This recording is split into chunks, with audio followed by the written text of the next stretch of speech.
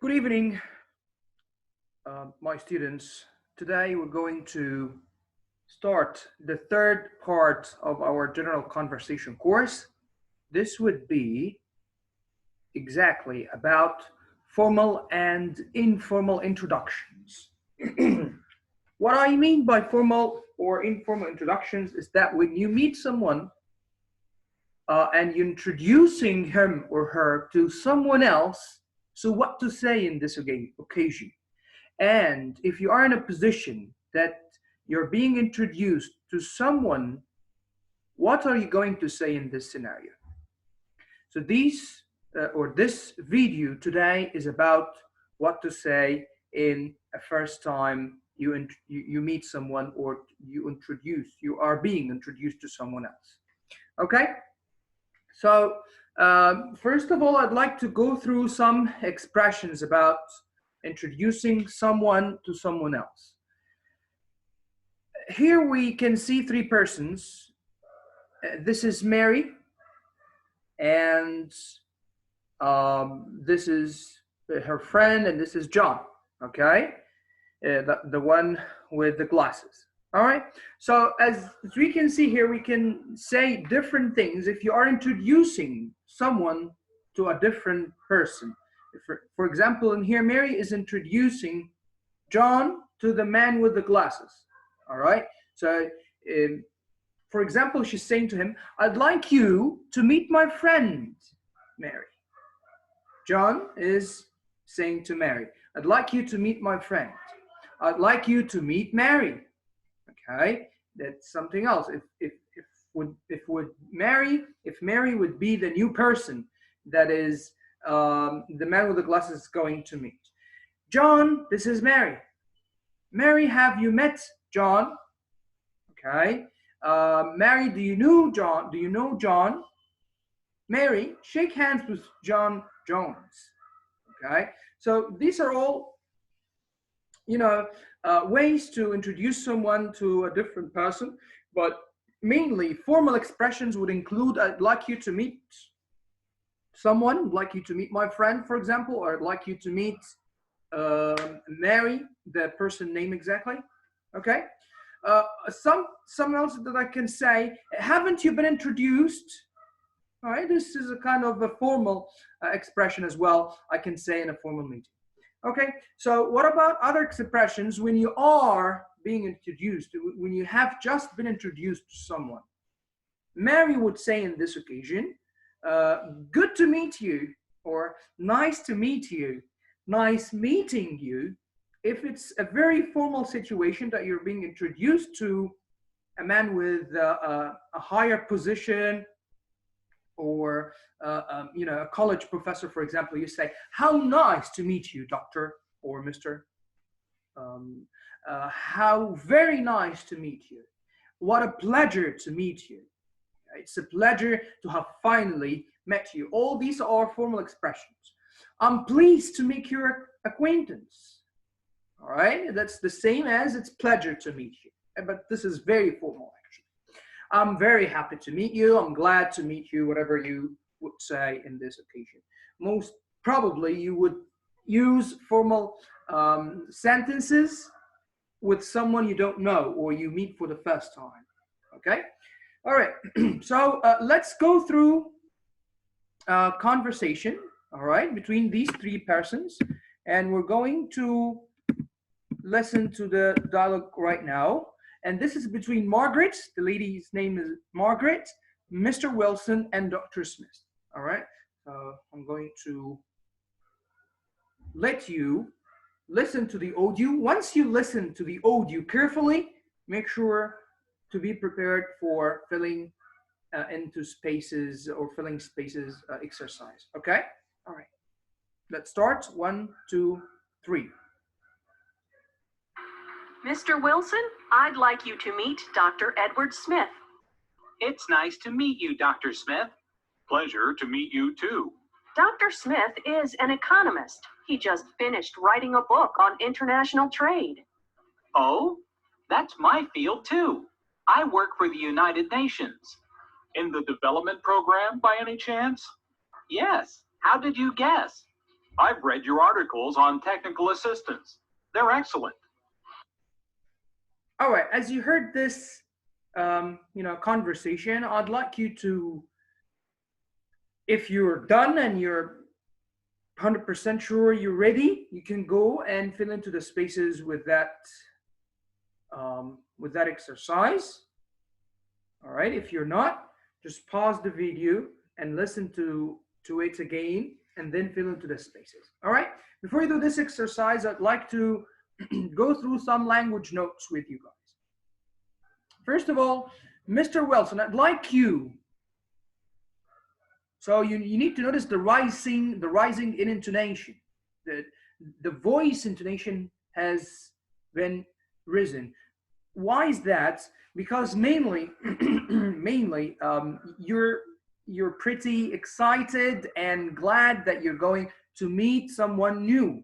So you say, I'd like you to meet or to say hello or whatever. All right. And the writing in the nation as well on the person's name, Mr. Wilson, which is used to address someone.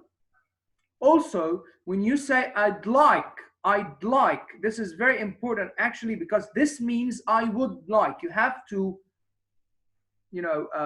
press on pronouncing the D. I'd like, because it's very different when you say I would like or I like. Okay, I would like means I want, but I like means you admire something. So you have to make sure that you say it clear. I'd like. Dr. Smith is an economist. Notice the stress on economist. This content word has new information, so it is emphasized. Economist is a job for someone, right? His job is an economist. So whoever is saying this have to make sure to say this word, to stress on economist, to make sure he addresses his job clearly. All right. He just finished writing. Just means very recent past, and we use it with the past simple. Sometimes we can say he's just finished, means he has just finished writing, which is also something in the near past. It was just done a minute or 2 minutes or a few minutes ago. Okay. Development program. Since these words, two words, make a compound noun, the main stress falls in development. Development program is a one noun, can be considered as one noun. Compound noun means two words equals one noun. That's the meaning of compound. Compound also refers to the the place or the program he's working at or working in. Okay. By any chance means the same as, possibly. Notice the rising also intonation, which is used in a yes or no question to confirm that something is true. When he said, by any chance, that means, am I right? Okay, am I right? So he said yes, or you say no, whatever would be your answer. How did you know? That was his question as an answer for yes. Okay, so by any chance mean, am I right? All right, that's what you need to know for this one, actually. This is the time where you listen to the audio once more and then practice on filling the spaces. Okay, just make sure you do it first and then you practice on this exercise. All right, and this is the conversation that took place between Margaret, Mr. Wilson, and Dr. Smith. Okay, all right, read them after you're done with the exercise. So we're going with informal introductions. When you are in a party like this is like a barbecue party where they drink and have meals and they go for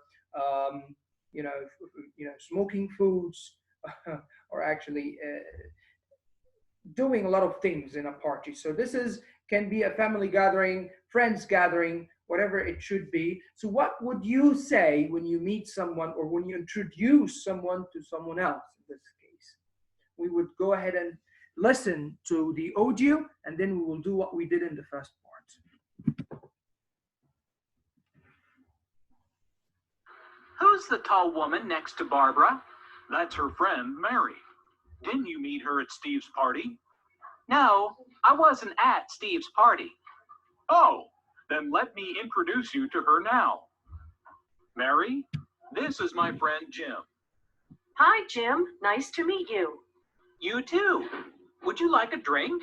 Sure, let's go get one.